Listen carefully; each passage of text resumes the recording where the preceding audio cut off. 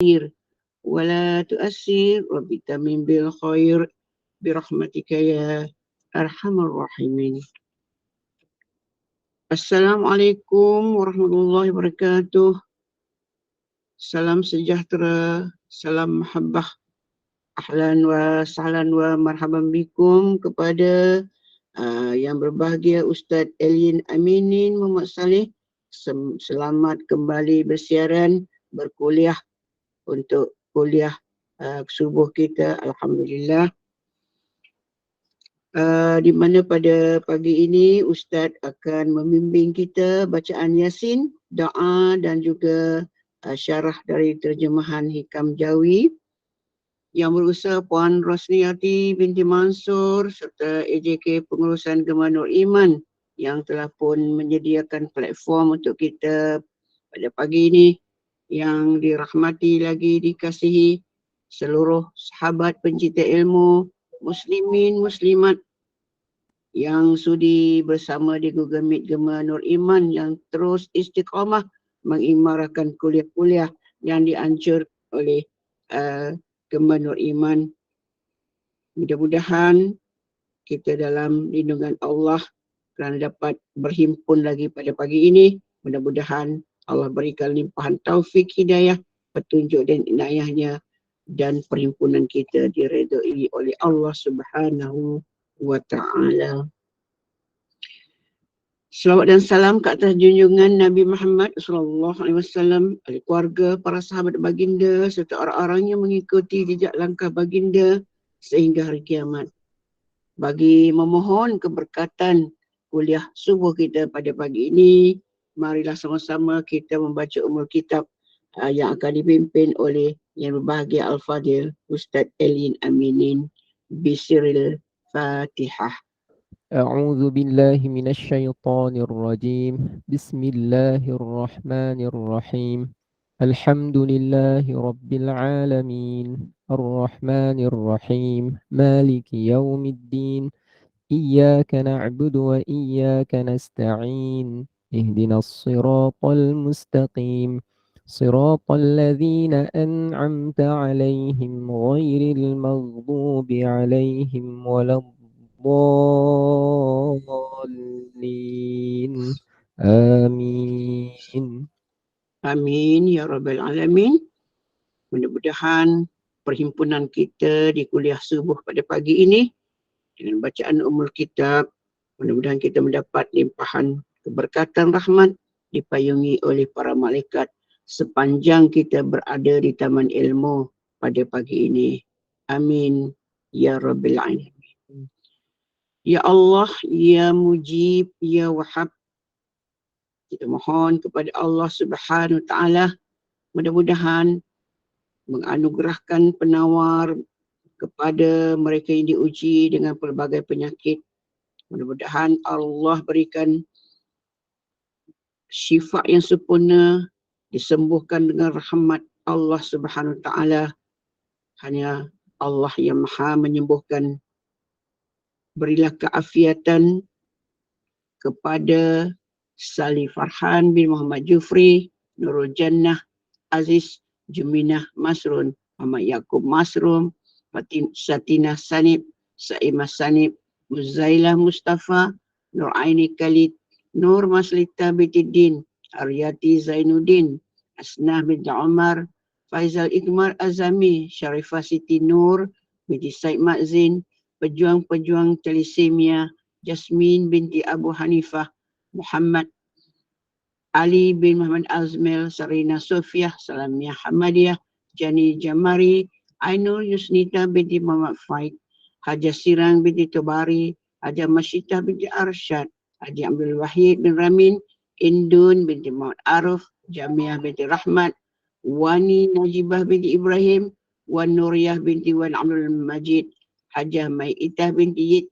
Faizal Ikmar Azami, Nur Firasa Fafa binti Haji Muhammad Fauzi, Mustafa bin Muhammad Basir, Muhammad Mukmin Munsif bin Muhammad Syafiq, Muhammad Sazak Aqil Naufal bin Muhammad Syafiq, Nurul Huriyah Zainal Abidin, Fatimah binti Ahmad, Nur Ain binti Abdullah, Muhammad Al-Syafi'i binti Muhammad Azan, Hasanuddin bin Abu Bakar, Syahbuddin Muhammad Nur, Zaid Ahmad, Daduri bin Tumin, Halimah binti Datuk Kudus, Faizul Anwar bin Hamdan, Luqman Al-Muqarrin bin Syahrul Nizam, Zara Safia Zahiruddin, Siti Nazira Amrul Aziz, Faridah binti Yahya, Muhammad Kausa bin Imran Hazimin, Muhammad Nufail bin Mustafa Kamal, Nur Hilmi alias Nur Izwan Radwan, Ilin Nuar Sumaya binti Ilin Aminin, Ashifa Medina binti Muhammad Farid, Muhammad Hakim bin Harun Nizam, Siti Asa binti Sa'ad,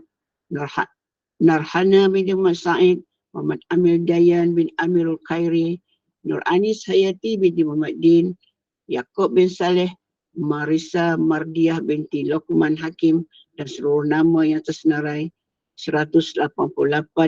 Dan hari ini kita doakan kepada Fatin Amirah binti Hasan.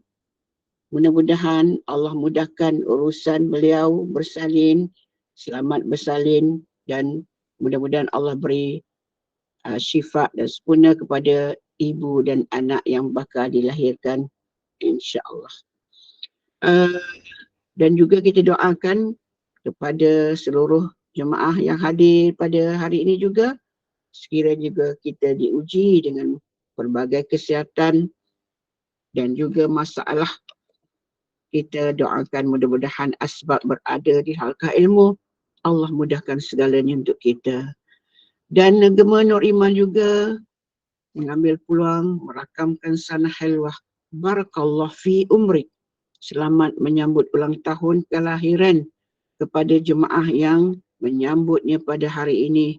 Moga Allah berikan kesihatan yang baik, sentiasa dan rahmat dengan Allah. Semoga bertambah umur, semakin bertambah sempurna iman kita, bahagia di samping keluarga tersayang. Majlis kita pada pagi ini kita teruskan dengan mempersilakan yang berbahagia Al-Fadhil Ustaz Elin Aminin bin Muhammad Saleh untuk memimpin bacaan Yasin, doa dan seterusnya syarah dari terjemahan Hikam Jawim. Dengan segala sukacita dipersilakan. Terima kasih. Assalamualaikum warahmatullahi wabarakatuh. Bismillahirrahmanirrahim. Alhamdulillahilladzi hadana lihadza wa ma kunna linahtadiya laula an hadana Allah. Wa nusalli wa nusallimu ala syafi'ina wa nabiyyina wa zukhrina wa qurrati a'yunina Muhammadin wa ala alihi wa ashabihi ajma'in. Subhanaka la ilma lana illa ma 'allamtana innaka antal alimul hakim. Rabbi yassir wa la tu'assir, Allahumma tammim bil khair wa la hawla wa la quwwata illa billahil aliyyil azim. Amma ba'd. Alhamdulillah, alhamdulillah, alhamdulillah. Apa khabar semua? Mudah-mudahan semuanya sihat walafiat. Amin. Rasanya macam hampir-hampir terlupa nak tekan link Google Meet Gema Nur Iman. Bukanlah terlupa apa. Itulah ceritanya. Alhamdulillah, syukur pada Allah. Pagi ni kita dapat bertemu lagi dalam majlis yang baik. Syukur alhamdulillah. Alhamdulillah, saya sihat alhamdulillah. Cuma sebelum kita memulakan bacaan Yasin dan juga doa ini, saya ingin bagi satu soalan yang mana boleh tuliskan jawapan ataupun sebut jawapan pun tak apa. Tulis pun bagus juga. Tersalah tak apa, niat kita belajar, tapi nanti kalau salah ke apa ke saya betulkan.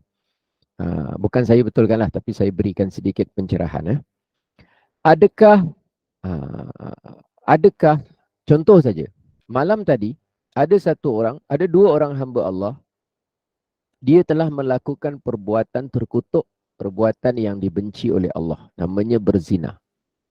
Adakah perbuatan tersebut yang berlaku itu kehendak Allah? Contoh, malam tadi ada berlaku dua orang, manusia, lelaki dan perempuan, telah melakukan perbuatan yang dibenci oleh Allah, iaitu nama dia berzina. Bila dia berlaku, maka pagi ni kita nak memahaminya. Apakah dia berlaku dengan kehendak Allah? Maknanya Allah yang berkehendak benda itu berlaku. Ya, ya maknanya dengan kehendak Allah ataupun namanya tidak. Ah, saya tak nak guna perkataan lain dulu. Maknanya dengan restu Allah ke, dengan kuasa ke, tapi nak tahu apakah dia berlaku dengan kehendak Allah. Itu dia punya soalan ini. Dia berlaku Tidak. dengan apakah dia berlaku dengan kehendak Allah? Maknanya ialah orang berzina dia berlaku dengan kehendak Allah. Ya atau tidak? Tapi nanti kalau ada tersilap saya akan betulkan. Untuk kita betulkan segera pada pagi ni sebab benda paling penting sekali ni. Ya, kehendak Allah. Okey, ya atau tidak Okey, gini. Sebelum nak memahami benda ni dan ini sangat penting Sekarang manusia dia banyak sebut dekat internet, dekat mana dia komen sana sini. Jadi apa jawapan dia? Jawapan dia ialah satu orang manusia kalau dia berzina, maka dia berzina dengan kehendak Allah. Kalau satu orang itu melakukan perbuatan curi, maka dia mencuri, berlaku saja kecurian itu, berlaku saja perbuatan dia mencuri itu, dia berlaku dengan kehendak Allah. Ni kehendak dulu saya tak cerita nanti kuasa Allah, ilmu Allah. Okey nanti dulu, sabar dulu. Saya pelan-pelan. Saya cerita satu dulu. Dia semua perkara, semua benda, semua tragedi, semua urusan di alam ini, semuanya berlaku dengan kehendak Allah. Maknanya Ustaz, kalau orang mencuri, dia mencuri dengan kehendak Allah. Ya. Berlakunya perbuatan dia mencuri, setelah berlaku berlaku dengan kehendak Allah. Maknanya apa? Kita wajib beriktikad bahawa, kita wajib berpegang bahawa tidak ada sesuatu apapun di alam ini yang terjadi terlepas daripada kehendak Allah. Maknanya di luar kehendak Allah. Tak ada. Okey, walaupun masing-masing mikrofon tutup, tapi sebut, ikut saya sebut ni. Tapi tutup mikrofon dulu. Baik. Tidak ada sesuatu pun yang terjadi di alam ini yang terlepas dari kehendak Allah. Okey, ikut lagi sekali. Apa-apa yang terjadi di alam ini, semuanya tanpa kecuali, semuanya terjadi dengan kehendak Allah. Okey Okey, jadi kalau soalan saya tadi, perhatikan elok-elok ni. Ni kena slow-slow, kena betul-betul. Dia tak boleh lain daripada ini.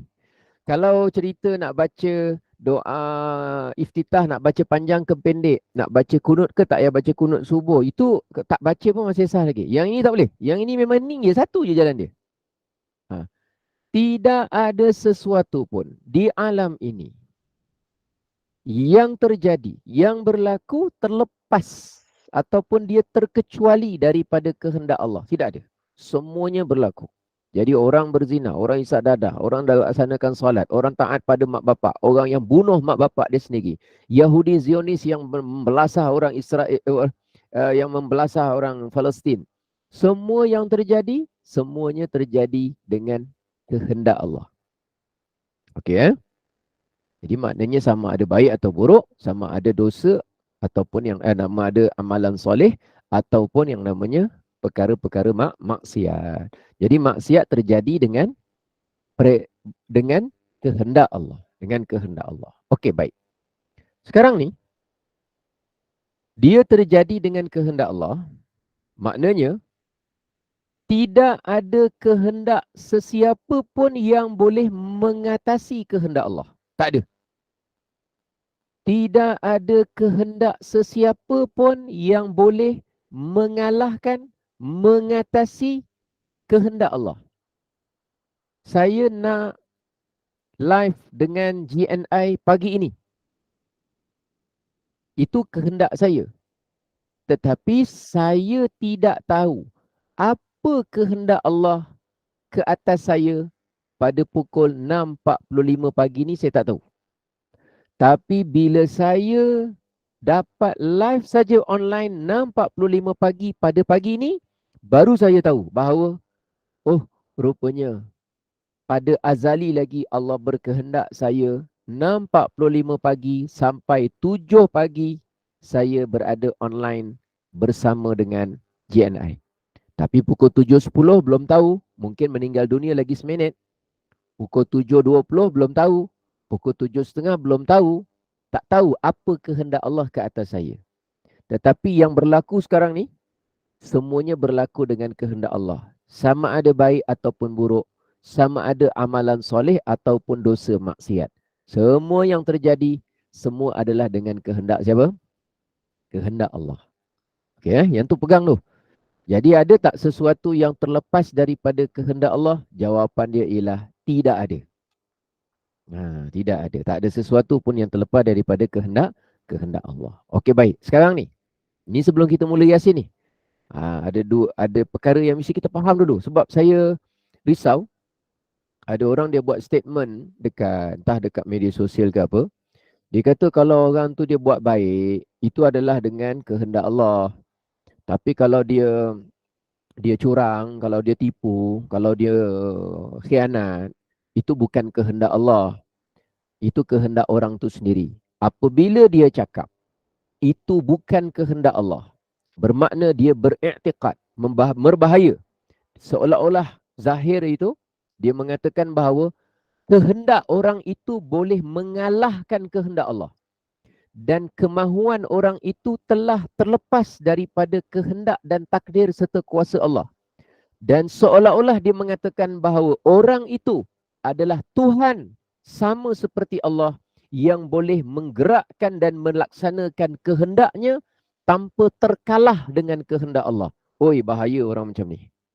Nampak macam pakai tudung, nampak macam pakai songkok, nampak macam pakai serban, nampak macam rajin datang kelas agama, tetapi rupa-rupanya dia beriktikad dan berpegang ada kehendak pihak lain yang boleh mengatasi, mengalahkan, menewaskan dan mengetepikan kehendak Allah. Kalau yang macam ni macam maknanya berbahaya. Jangan meninggal dulu. Bahaya kalau meninggal dunia macam ni, memang bahaya. Berbahaya. Jadi sekarang kita nak luruskan. Tidak ada sesuatu pun yang terjadi di alam ini yang terlepas daripada kehendak Allah. Termasuk yang baik, termasuk yang buruk, termasuk yang jahat, termasuk yang namanya soleh. Baik, sampai situ boleh jelaskan perkara pertama. Okey, baik. Cuma kita nak kena faham ialah satu, perkataan kehendak Allah. Yang kedua adalah perkataan perintah Allah. Yang kedua perkataan apa? Perkataan perintah Allah. Kalau perkataan perintah Allah maknanya sekiranya Allah memerintahkan, sekiranya Allah menyuruh, sekiranya Allah memberikan arahan, hendaklah kamu sembahyang, hendaklah kamu mentaati ibu bapa, hendaklah kamu beribadah, hendaklah kamu melakukan kebaikan, itu perintah. Hendaklah kamu melaksanakan kebajikan, hendaklah kamu, janganlah kamu. Jadi itu namanya perintah. Sama ada perintah itu melalui Al-Quran, wahyu, atau perintah Allah itu melalui hadis. Walaupun Nabi perintah, dia juga adalah perintah daripada Allah. Kalau perintah, tadi saya dah cakap, kehendak Allah pasti berlaku. Allah nak satu orang tu berzina, pasti berlaku. Allah hendak orang itu jadi kafir, pasti berlaku. Allah berkehendak seseorang itu jadi orang baik, pasti berlaku.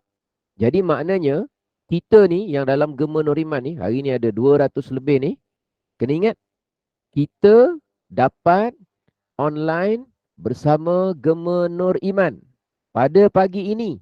Memang kita berkehendak, kita yang nak. Tetapi hakikatnya, ia berlaku. Ia dapat dilakukan. Ia dapat berlangsung. Ia dapat terjadi. Ia dapat kita ikuti dan lalui. Hakikatnya dengan kehendak siapa? Hakikat sebenarnya dengan kehendak siapa? Kehendak Allah Subhanahu wa taala. Hakikatnya kehendak Allah. Tapi saya yang berkehendak, Ustaz. Ya, awak berkehendak. Tapi kan banyak benda yang awak berkehendak belum tentu berlaku. Ada orang nak pergi pasar, ada orang nak sihat tapi tak sihat lagi. Ada orang dia nak pergi pasar tapi tak sama dia. Ada orang nak anak dia balik tapi anak dia tak balik lagi. Ada orang nak makan tapi tak boleh makan. Membuktikan kehendak kita kadang berlaku, kadang tak berlaku. Seandainya kehendak kita adalah sama seperti mana apa yang Allah berkehendak ke atas kita, maka berlakulah ia. Jadi dengan catatan, setiap kehendak kita semuanya tertewas, terkalah dan tertunduk kepada kehendak siapa? Kehendak Allah. Semuanya tertewas, tertunduk, terkalah kepada kehendak siapa? Kehendak Allah. Jadi kita nak belajar dua perkataan je saja hari ni. Pagi ni sebelum baca Yasin ni. Sebab benda ni sangat penting ni. Kalau benda ni tak selesai, tak boleh. Benda ni mesti selesai. Ui, ini nak bawa ke mati ni pegangan kita ni. Baik, mudah-mudahan insya-Allah Allah kurniakan kita kekuatan berpegang teguh dengan hal ini ya. Baik. Perkataan kedua yang saya nak ceritakan ialah bukan kehendak Allah. Perkataan yang kedua yang kita kena faham. Sebab nanti kita nak gabung dua ni. Perkataan kedua yang kita nak faham ialah perintah Allah. Apa dia? Perintah Allah. Apa dia? Allah memberikan perintah, memberikan suruhan, memberikan arahan. Suruh solat, suruh zakat, suruh puasa, suruh haji, suruh taat, suruh tawakal, suruh reda, suruh zuhud, suruh rajin, suruh kuat, suruh bersangka baik, suruh. Baik. Kalau perintah Allah, adakah mesti berlaku? Allah perintahkan solat. Adakah mesti berlaku? Soalan jawapan dia ya atau tidak? Tulis kat ruang ni.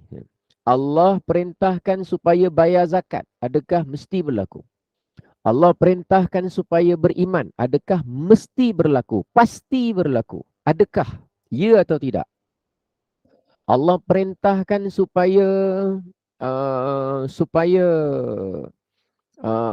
Allah perintahkan pergi haji. Adakah pasti berlaku? Mesti berlaku? Ya atau tidak? Allah perintahkan supaya taat mak bapak. Adakah pasti berlaku? Adakah pasti berlaku? Mesti tak berlaku. Allah perintahkan supaya bersilaturahim. Pastilah. Allah perintahkan supaya silaturahim. Allah berlaku ke tak berlaku? Tak. Jawapan dia tak pasti dan tak mesti berlaku.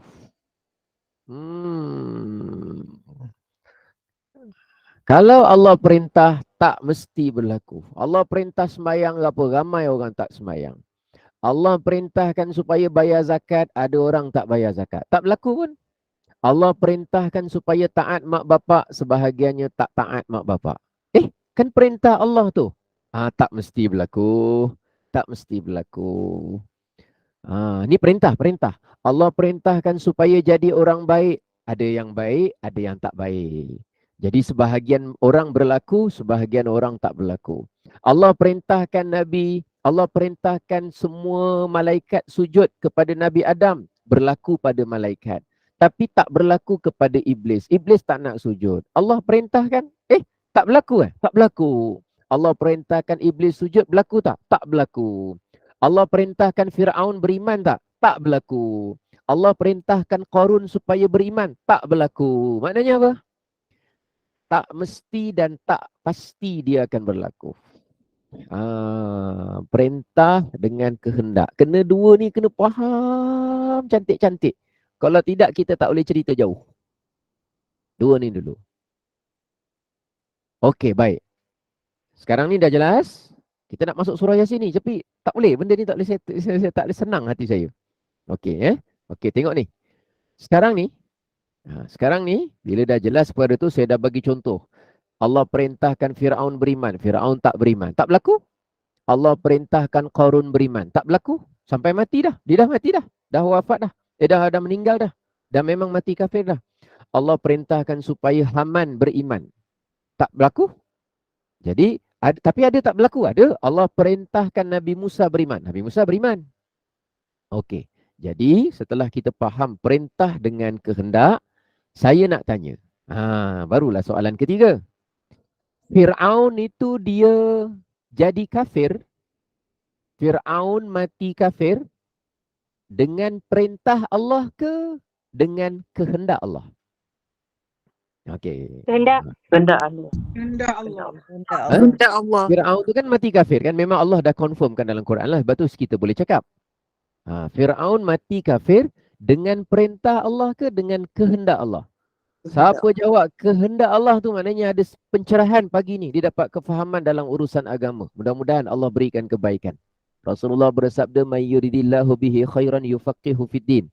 Siapa yang Allah berkehendakkan kebaikan untuk dia, Allah akan tambahkan kefahaman dia dalam urusan agama. Jadi, maknanya Fir'aun tu dia jadi kafir dengan kehendak Allah. Dan memang Allah berkehendak dia jadi kafir. Allah berkehendak dia jadi kafir. Kan dia jadi kafir. Tapi bukan perintah Allah. Allah perintahkan dia jadi beriman. Ingat, itu bukan perintah Allah. Maknanya dia melanggar perintah Allah. Tapi tak ada siapa yang boleh langgar kehendak Allah. Tulis, Fir'aun telah melanggar perintah Allah, tetapi Fir'aun tidak boleh menyalahi kehendak Allah. Tak boleh. Fir'aun dia tak beriman, dia melanggar perintah Allah. Okey, contoh kedua. Nabi Musa pula. Okey, Nabi Musa wafat dalam keadaan baginda Nabi Musa beriman. Nabi Musa beriman. Kenapa saya contoh Nabi Musa dengan Fir'aun? Sebab memang jelas, senang dan faham dan tahu dan confirm. Nabi Musa beriman dengan perintah Allah atau dengan kehendak Allah? Okey, Nabi Musa pula. Bismillahirrahmanirrahim. Kehendak Allah. Perintah dan kehendak. Yang tu yang mahal tu. Cepat. Yang tu yang mahal tu. Nabi Musa beriman dengan perintah Allah ke dengan kehendak Allah? Perintah. Cepat. Nabi Musa beriman dengan perintah Allah. Macam mana Nabi Musa boleh jadi beriman? Akhirnya mati dalam iman? Dengan perintah Allah dia jadi beriman atau dengan kehendak Allah dia jadi beriman? Kedua-duanya sekali, Ustaz. Dua-dua sekali. Apa yang cakap kedua-duanya sekali tu maknanya dia dah boleh follow saya punya. Saya dah susun skrip nak sampaikan ni. Maknanya dia dalam dapat hadiah. Ya. Ada yang merang, Ustaz. Allahu Akbar. Amin ya Rabb. Terkedu dengar. Dengan perintah Allah dan kehendak Allah. Dua-duanya sekali. Allah perintahkan dia beriman. Pada masa yang sama Allah berkehendak dia beriman. Baik Okey. Sekarang. Fir'aun tu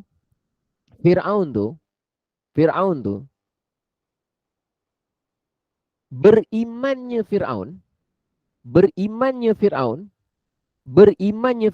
tak beriman. Berimannya Fir'aun itu sebenarnya perintah Allah ke kehendak Allah? Status Fir'aun beriman. Itu perintah Allah ke itu kehendak Allah? Fir'aun beriman. Kehendak Allah.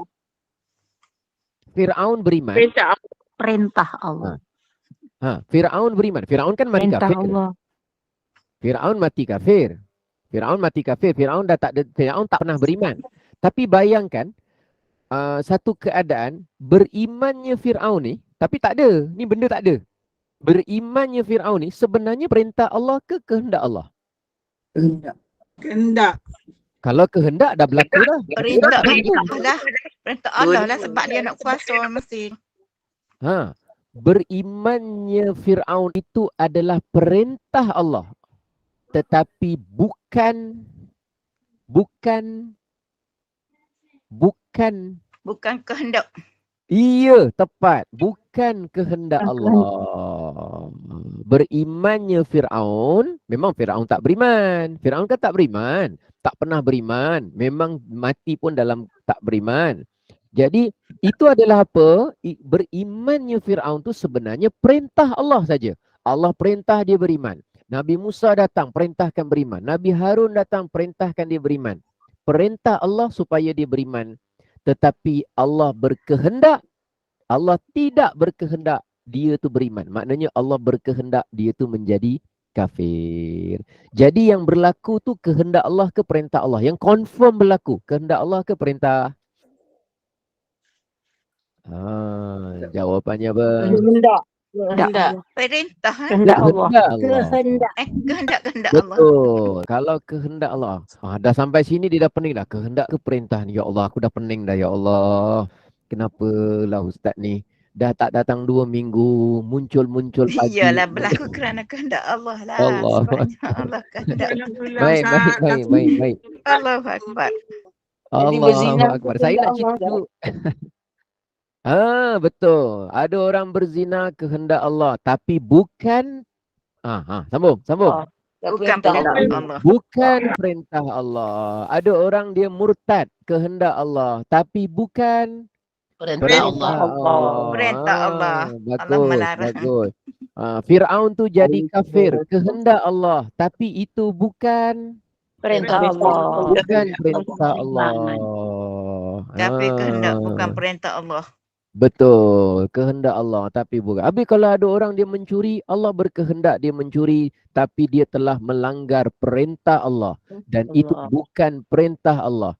Allah reda bukan pada urusan kehendak. Allah reda pada urusan perintah. Siapa yang ikut perintah, Allah reda. Allah kasih. Siapa yang langgar perintah, Allah murka, Allah benci. Siapa yang langgar kehendak, jawapan dia tak ada. Fir'aun jadi kafir, dia dengan kehendak Allah. Tapi Fir'aun dilaknat, dibenci kerana dia langgar perintah Allah. Ustaz, tadi saya nak tanya orang yang berzina tadi. Orang yang berzina tadi macam mana Ustaz? Dia berzina dengan kehendak Allah, lalu berlakulah dia berzina. Tapi Allah itu bukan perintah Allah. Dia langgar perintah Allah. Dia dimurkai oleh Allah. Dia dibenci oleh Allah. Dia tidak dirahmati oleh Allah. Tapi berlaku je Ustaz ya? Ya berlaku. Kenapa berlaku Ustaz? Sebab apa sahaja yang Allah berkehendak, semuanya pasti berlaku. Kenapa iblis tak nak sujud? Kehendak Allah. Hakikatnya. Kenapa ada orang berzina? Kehendak Allah. Tapi kenapa mereka semua dipersalahkan nanti di akhirat Ustaz? Kerana mereka melanggar perintah Allah. Kerana mereka menyalahi perintah Allah. Maknanya makhluk ni dalam dia berdosa kepada Allah, dia langgar perintah. Maknanya tetap makhluk ni tak ada satu apa pun terlepas daripada kekuasaan Allah yang sebenar-benarnya Ustaz. Yang sebenar-benarnya dia memang tak terlepas sikit pun daripada kuasa Allah. Jawapan dia ya. Tidak ada satu apa pun selain daripada Allah yang terlepas. Yang boleh buat sendiri tanpa ada kekuasaan Allah ke atas dia. Tidak ada. Pegang betul-betul kalimah La ilaha illallah dengan kefahaman yang betul-betul putus, kuat, genggam, gigit sampai mati. Ustaz, Ya nanti saya. kalau Allah menghendakkan dia melakukan zina, tapi dia melanggar perintah Allah, apakah kehendak Allah itu menduga dia ataupun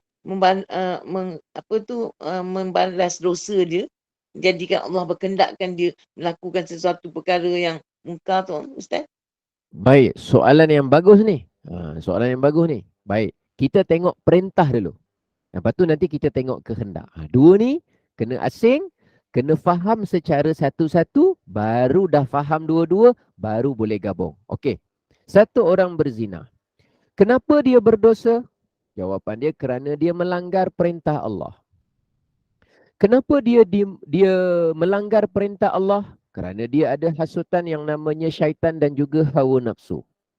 Kenapa dia, apa dia punya kesan bila dia melanggar perintah Allah? Maka dia berhak dihukum oleh Allah.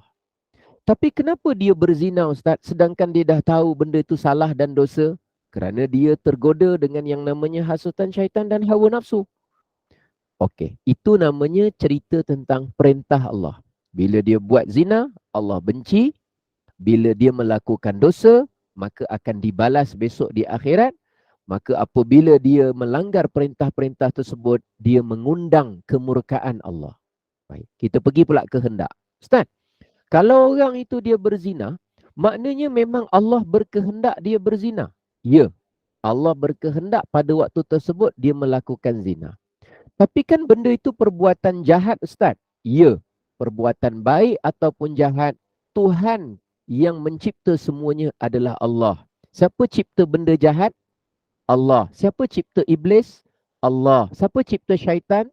Allah. Jangan ikut agama luar Islam.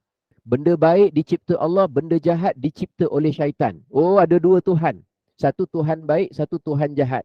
Satu Tuhan yang mengawal amal soleh, ada lagi satu Tuhan yang mengawal amalan jahat. Nama dia jin dan syaitan dan iblis. Oh, bahaya orang macam ni. Allah yang mencipta kebaikan-kebaikan itu, Allah juga yang mencipta keburukan. Tidak ada Tuhan selain daripada Allah. Tidak ada Tuhan selain daripada Allah. Kalimah ni pegang sampai mati. Jadi siapa yang cipta iblis dan dilaknat dan jahat dan maksiat dan ungkar dan ahli neraka, siapa cipta dia? Jawapan dia juga Allah. Siapa yang berkehendak iblis tu ada, iblis tu wujud, iblis tu ingkar, iblis tu kufur, iblis masuk neraka, siapa yang berkehendak? Jawapan dia Allah. Tapi kenapa iblis dipersalahkan? Balik semula sini. Kerana dia melanggar perintah Allah. Tapi kan dia melanggar perintah Allah kan kepada sini juga, Ustaz. Allah yang berkehendak dia jadi melanggar perintah Allah. Ya, dia mampu langgar perintah Allah pun berlaku dengan kehendak Allah. Astaghfirullahalazim, Ustaz. Maknanya tidak ada satu apa-apa pun di alam ini yang terlepas daripada kehendak Allah. Ya, kita dapat sembahyang, dapat jalankan perintah pun dengan kehendak Allah. Kita dapat bersedekah dengan DNI pun itu dengan kehendak Allah hakikatnya. Sebab tu bila kita buat amal kebaikan, jangan sombong. Jangan merasakan keakuan dan kedirian kita. Hakikatnya semua yang kita lakukan ini, baik dan buruk, itu berlaku dengan kehendak Allah. Cuma kita rasa syukur yang amat sangat. Kenapa kita rasa syukur yang amat sangat?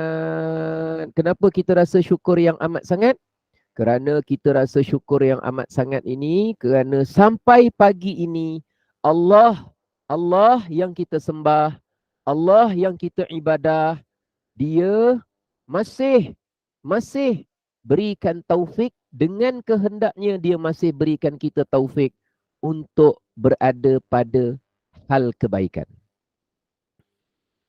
Jadi orang yang dipilih tu tak dapat taufik lah, Ustaz. Orang yang dipilih itu Dipilih dipilih untuk membuat segala yang mungkar tu. Ya, Dia dipilih. hakikatnya memang Allah tak beri hidayah. Habis Ustaz, yang Fir'aun yang mungkar tu maknanya Allah tak pilih dia sebagai hamba yang dapat hidayah. Ya.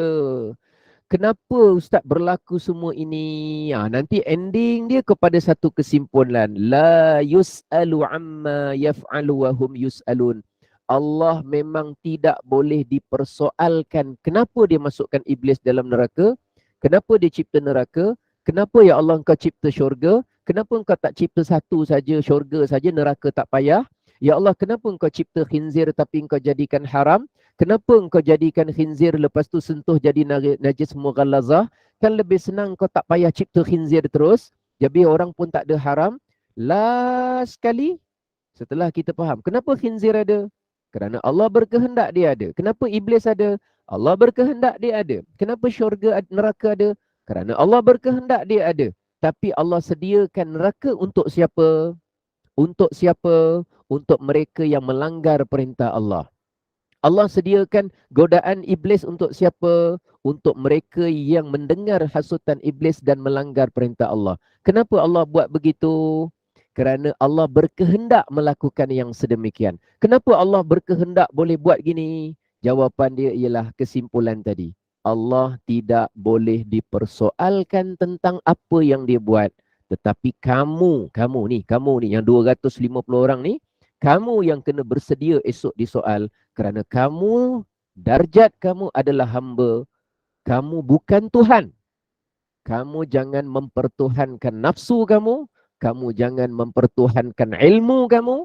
Kamu jangan mempertuhankan kepandaian kamu. Kamu jangan mempertuhankan akal kamu. Kamu jangan mempertuhankan harta kamu.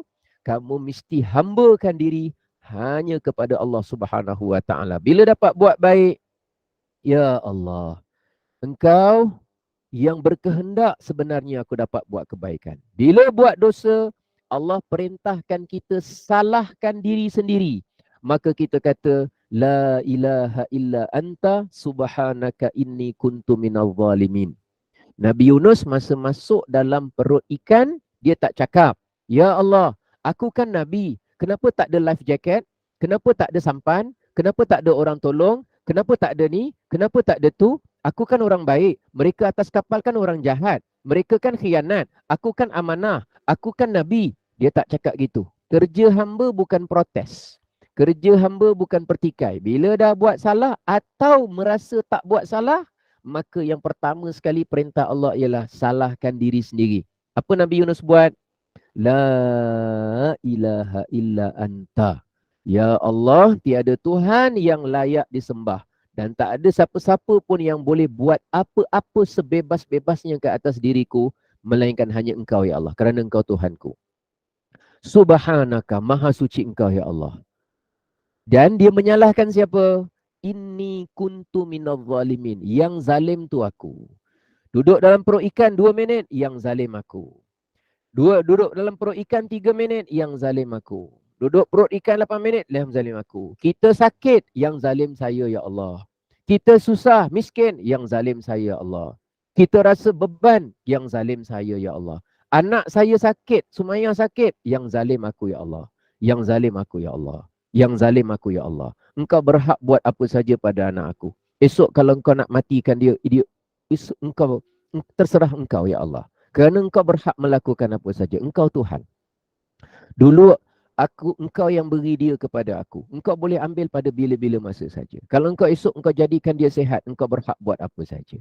Kalau esok engkau jadikan dia lebih sakit dan parah, engkau berhak buat apa saja ya Allah. Tapi kalau engkau matikan dia sekarang, engkau juga berhak buat apa saja. Dan aku yang datang hospital ni ziarah hari-hari ni, kalau engkau matikan aku dulu rupanya, engkau berhak buat apa saja ya Allah.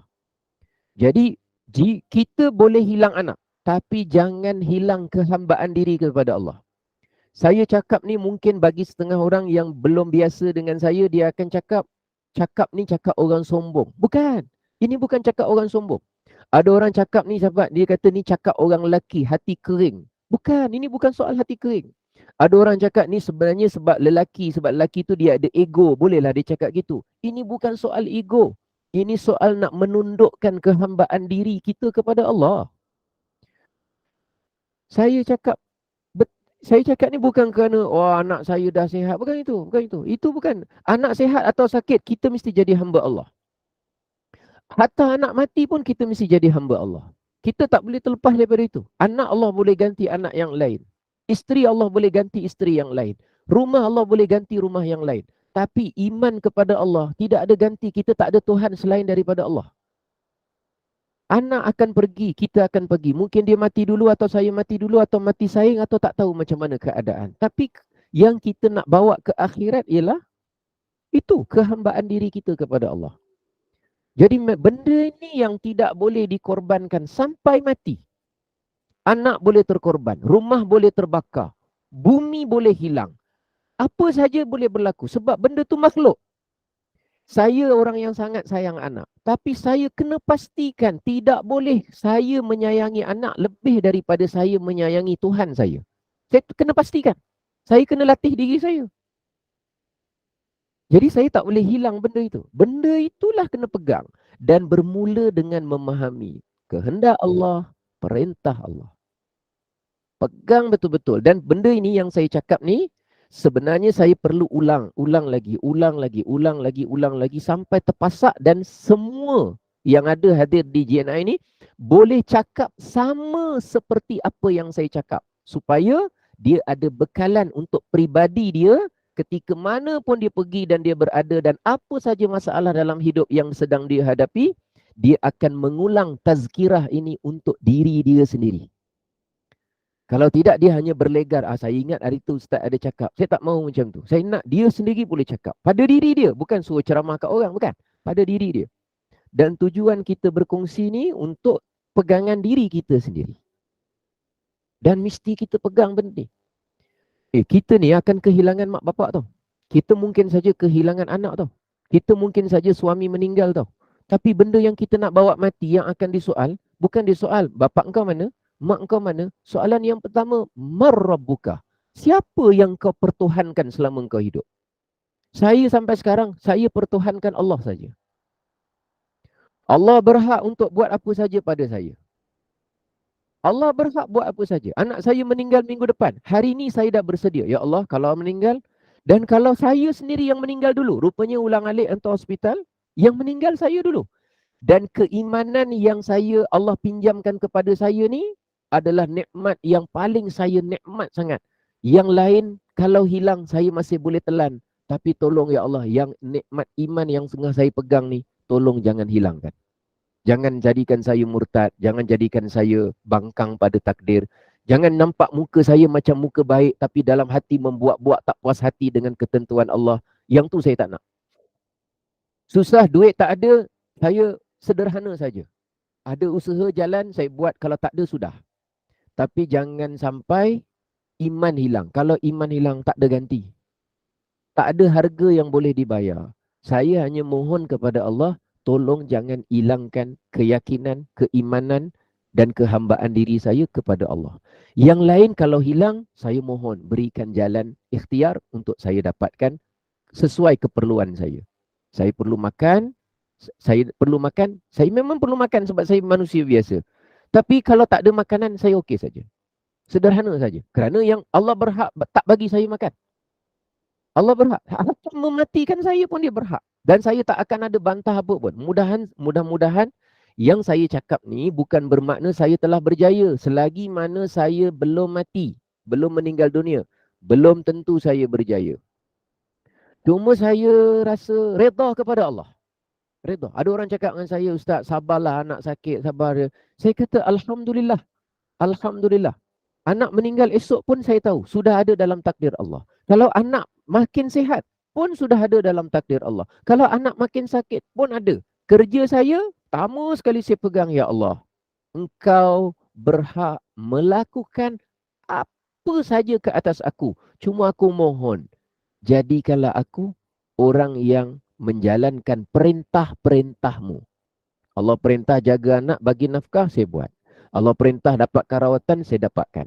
Allah perintahkan jaga dengan elok, saya jaga dengan elok. Tapi adakah saya mewajibkan Allah mesti sehatkan anak saya? Jawapan dia tidak. Saya tak akan mewajib-wajibkan Allah apa saja. Saya redha apa saja Allah nak buat kepada saya. Cuma kerja saya hamba, ya Allah, sihatkan anak aku, ya Allah. Aku bukan menyuruh, aku bukan memerintah, aku bukan memberi arahan. Aku hanya merayu dan meminta. Aku menagih daripadamu, ya Allah. Aku merayu saja. Tapi kalau engkau sakitkan dia, engkau berhak bukan sakitkan, mematikan pun kau berhak. Dia makhluk engkau. Dia ciptaanmu. Aku ni dipanggil, aku ni hanya perasan selama ni aku menatang bagai minat yang penuh. Tak ada. Jangan belagak sangat dengan Allah. Ya Allah, aku jaga anak aku menatang minyak yang penuh. Ya Allah, aku jaga aku yang membesarkan. Sini, dengar sini. Wahai orang yang sombong, wahai orang yang penampilannya cantik tapi sebenarnya jiwanya sombong kepada Allah. Engkau selama ni cuma pandai bagi makan. Tapi aku nak bagi tahu ni, yang kau pandai bagi makan, selama engkau besarkan anak engkau, Sekalipun kau tak pandai untuk menjalankan darah di dalam badan dia, kau tak pernah pandai. Dan kita tak pernah pun pandai menjalankan oksigen dalam tubuh badan anak kita. Kita tak pernah pandai untuk menumbuhkan sel-sel kulit pada anak kita. Kita tak pernah pandai menumbuhkan rambut pada anak kita. Kita tak pernah pandai untuk menjalankan makanan dalam usus anak kita. Kita tak pernah pandai memfungsikan buah pinggang dia. Kita tak pernah pandai. Cuma kita pandai bagi makan, itu pun tenaga duit semua daripada Allah. Tiba-tiba kita dalam hati, ya Allah, kenapa engkau buat macam ni ya Allah? Aku dah jaga anak aku sebaik mungkin. Nampak sedih tapi membawa kesombongan kepada Allah. Tak boleh. Jangan buat. Jangan buat. Jangan buat. Kita nampak macam mengalir air mata anak sakit, tapi rupanya bawa jiwa sombong kepada Allah. Jangan buat. Jangan buat. Tak boleh. Jangan buat. Jangan buat. Jangan buat. Kita dah belajar kitab hikam, dah belajar di Gema Nur Iman. Kita nak kepada langkah yang lebih baik lagi. Dulu mula-mula mungkin saya tak cerita kerana banyak, dan ini pun banyak benda yang saya skip. Patutnya saya banyak perkara yang lain yang saya cerita dulu. Tapi oleh kerana hari ni orang bercakap tentang takdir, bercakap tentang apa dalam keadaan tak nak belajar, tapi semua nak bercakap, ini bukan kehendak Tuhan lah, ini apa. Saya cakap engkau lebih baik tutup mulut, belajar dulu. Takut-takut yang kita cakap bendanya bertentangan dengan apa. Dah lah iktikad dia salah. Dah lah pegangan dia tak berapa tepat. Lepas tu dia cakap kat luar komen sana sini menunjukkan kejahilan dia, kesalahan dia dan tidak ada pegangannya dia. Oh ya Allah. Lebih baik rendahkan diri, tawadukkan hati, datang menuntut ilmu dan perbetulkan diri. Dan saya bercakap bukan bermakna saya sepenuhnya betul dan dipastikan betul sampai akhir hayat. Belum tentu. Ingat ni bila saya bercakap seperti ini, bukan bermakna saya akan betul sampai akhir hayat. Tak tahu. Mungkin besok jadi apa, saya tak tahu. Cuma setiap orang ada ujian yang berbeza-beza. Hanya saja yang saya cakap ini prinsip. Prinsip. Benda yang kena pegang, kena gigit, jadi panduan hidup. Itu namanya Al-Quran memandu kita hidup. Macam mana kita nak hidup? Hidup ni bukan sekadar makan dan minum, tapi nak hidupkan hati kita, hati kehambaan diri kepada Allah. Nikmatnya ilmu. Sebab tu kita nikmatnya ilmu apa? Bila kita faham sesuatu, kita lebih banyak mengingati Allah. Mungkin orang tak nampak lidah kita sebut subhanallah, subhanallah. Tapi nikmatnya ilmu ialah kita dapat sentiasa merasakan kehambaan diri kita kepada Allah. Jadi bila anak saya sakit, saya datang hospital, ya Allah, engkau berhak buat apa saja. Aku tak pernah rasa marah, aku tak pernah rasa kenapa. Aku nak buang segala kenapa, ya Allah. Ya Allah, berikan aku kemampuan untuk buang segala kenapa, ya Allah. Aku tak nak kenapa dengan makna mempersoal, mempertikai, mempersalah atau apa. Aku nak buang. Kerana anak aku boleh hilang, tapi keimanan aku tolong jangan hilangkan. Anak aku kalau ada dan terus panjang umur, iman aku supaya jangan hilang, ya Allah. Anak aku semakin sihat, iman aku mesti meningkat, ya Allah. Anak aku semakin sakit, mesti menambah iman aku, ya Allah. Anak aku meninggal dunia, kalau engkau langsung tak bagi anak sekalipun, iman aku kepada engkau, ya Allah, mesti meningkat. Kerana anak boleh datang dan pergi, tapi iman kepada Allah, itu yang paling nikmat sekali. Bismillahirrahmanirrahim. Alhamdulillahirabbil alamin wassalatu wassalamu ala asyrafil mursalin wa ala alihi wa sahbihi ajma'in. Ya Allah, ya Tuhan kami, pada pagi yang berbahagia ini yang penuh dengan barakah, Engkau limpahkan kurnia nikmat yang begitu banyak kepada kami. Kami berterima kasih kesihatan, keafiatan, ruang waktu, peluang, kecerahan, kewarasan akal yang Kau pinjamkan kepada kami, dapat kami mempelajari ilmu melalui platform Gema Nur Iman. Ya Allah, ya Tuhan kami mohon keberkatan rezeki bagi setiap mereka yang menginfakkan harta mereka ke jalan-Mu, khususnya orang-orang yang sama ada secara terang-terangan atau secara diam, berterusan memberikan sokongan dan bantuan, memberikan dorongan yang kuat, yang secara istiqamah kepada Gema Nur Iman agar dapat menyuburkan majlis ilmu dan kebaikan. Kami mohon kepadamu ya Allah, orang-orang yang berada dalam keadaan diuji dengan penyakit dan kesakitan, berikanlah mereka afiat dan kesihatan. Ya Allah, ya Tuhan kami tunduk kepadamu, kami akur kepadamu, kami jalankan sedaya upaya akan perintah-perintahmu. Engkau berhak melakukan apa saja ke atas kami. Segala perkara yang berlaku, yang telah berlaku, yang akan berlaku, semuanya sudah ada dalam takdirmu. Maka kami redha dengan setiap satu ketentuan yang engkau takdirkan ke atas kami. Jadikanlah kami orang yang benar-benar menghambakan diri kami kepadamu, ya Allah. Bersihkan batin kami, ya Allah. Tambahkan ilmu dan kefahaman kami dalam urusan agama kami. Rabbana atina fid dunya hasanah wa fil akhirati hasanah wa qina azaban nar. Wa sallallahu ala sayyidina Muhammad wa ala alihi wa sahbihi wasallam. Walhamdulillahi rabbil alamin. Taqabbalallahu minkum. Alhamdulillah. Itulah yang dapat saya sampaikan pada pagi ini. Saya nak buat tanya satu soalan sebagai penutup kerana saya pun ada urusan. Setuju tak bila kalau saya menyatakan bahawa sebenarnya ilmu yang membawa, yang mendorong, yang mengajak, yang memandu kita untuk semakin mengenal Allah Subhanahu Wa Taala adalah ilmu yang paling nikmat sekali, dan bila bertambah ilmu yang berkaitan dengan nikmat mengenal Allah ni, semakin tidak ada nilai dunia di dalam pandangan hati kita. Hanya itu saja jalan dia. Jalan lain tak ada.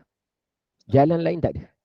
Kita kata kita maki-maki dunia, maki-maki duit, maki harta, tak guna. Jadi kita bukan perlu maki-maki, tak perlu.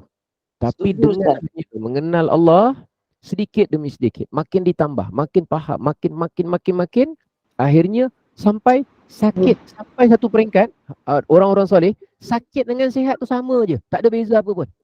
Sampai satu peringkat, ya Allah, sakit dengan sihat pada pandangan mata aku sama saja. Sebab aku tak melihat lagi sakit dan sihat. Aku hanya melihat siapa yang bagi sakit, siapa yang bagi sihat. Tuhan yang sama. Bila tidak ada Tuhan selain daripada Allah, aku dah tak peduli sama ada sakit atau sihat.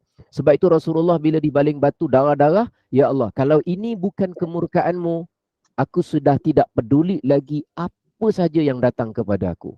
Jadi nikmat mengenal Allah, itulah satu-satunya jalan untuk menjadikan kita sudah tidak melihat dunia itu mempunyai nilai. Jadi bendanya terlalu mahal berbanding, tak ada galang gantinya. Saya paksa diri saya supaya tengok rumah banglo dengan rumah setenggan, saya kena belajar. Yang jadikan saya pandang banglo tu hebat sangat, bukan sebab banglo itu, tapi kerana saya ada masalah iman. Tapi kalau saya menghina sangat rumah setenggan, saya ada masalah iman. Tapi kalau saya baru satu peringkat, banglo adalah banglo, setenggan adalah setenggan. Dia adalah dunia sementara, tanpa mencaci maki nikmat itu, maka sebenarnya bukan saya merendahkan nikmat dunia, tapi kerana pentingnya mengenal Allah Subhanahu Wa Taala. Wallahu a'lam bissawab. Insya-Allah kita jumpa dalam pertemuan akan datang, dan mudah-mudahan kita istiqamah pelan-pelan tuntut ilmu, dan insya-Allah gemenuk iman. Kalau saya hanya sampaikan sekadar kemampuan saya, lebih daripada itu kena cari orang yang banyak lagi orang soleh yang mungkin tersembunyi, tak menonjol di hadapan manusia, tapi cantik kemas ilmunya. Wallahu a'lam. Saya kembalikan kepada pengacara majlis. Terima kasih. Alhamdulillah. Amin. Allahumma amin. Jazakallah khairan kasiran. Al-Fadil Ustaz Elin Aminin bin Muhammad Saleh yang telah pun menyempurnakan kuliah subuh pada pagi ini. Terima kasih pada Ustaz. Dan kita doakan mudah-mudahan yang diuji dengan pelbagai penyakit, pelbagai masalah, mudah-mudahan Allah pemudahkan semuanya, diberikan syifa, dimakbulkan doa-doa mereka insya-Allah. Jadi terima kasih atas tazkirah atau penyampaian ilmu pada pagi ini. Tidak ada sesuatu pun yang ada di alam ini yang terlepas daripada kehendak Allah. Apa yang terjadi semuanya dengan kehendak Allah. Tidak ada kehendak sesiapa yang boleh mengatasi kehendak Allah. Jadi Ustaz kata pegang, gigit ilmu yang disampaikan, jadi panduan pada kita apa disyarahkan pagi ini. Iaitu beriman pada Allah. Kita mestilah meningkat, dan mudah-mudahan apa yang disampaikan tadi mendapat ilmu yang bermanfaat. Terus istiqamah menuntut ilmu, teruskan bersama dengan kuliah Al-Fadil Ustaz setiap Isnin dan Rabu di kuliah subuh di Gema Nur Iman. Terima kasih kepada tim Gema Nur Iman, terima kasih pada para jemaah yang terus istiqamah Moga kita terus pasrah dengan segala takdir Allah Subhanahu Wa Taala. Sesungguhnya apa yang ditakdirkan adalah yang terbaik untuk kita. Sesungguhnya Allah Maha Berkuasa dan Maha Mengetahui segala yang terbaik untuk hamba-Nya. Amin ya rabbal alamin. Kuliah kita sepatutnya kita bersama dengan Al-Fadhil Ustaz Rusdi bin Ramli. Jadi Ustaz kurang sihat, jadi kita doakan semoga Ustaz diberi sifat yang sempurna dan kita diganti dengan Ustaz Muhammad Hafiz bin Muhammad Ibrahim. Kita akan mulakan kuliah sebentar lagi, iaitu 100 sunnah Rasulullah Sallallahu Alaihi Wasallam. Kepada yang ada peluang dan peluang, teruskan bersama dengan kuliah duha. Yang mana ada urusan pagi ini, mudah-mudahan Allah mudahkan semuanya untuk kita semua. Dan kita tutup kuliah dulu untuk pagi ini. Silakan sekali lagi Al-Fadhil Ustaz untuk membimbing bacaan tasbih kafarah dan menutup dengan surah Al-As, dan saya sudahi dengan wabillahi taufiq. Wassalamualaikum warahmatullahi wabarakatuh. Assalamualaikum warahmatullahi wabarakatuh. Subhanakallahumma wa bihamdika asyhadu an la ilaha illa anta astaghfiruka wa atubu ilaik. Bismillahirrahmanirrahim. Wal 'asr. Innal insana lafi khusr illa alladhina amanu wa 'amilus salihati wa tawasaw bil haqqi wa tawasaw bis sabr. Sadaqallah. Terima kasih semua. Terima kasih banyak.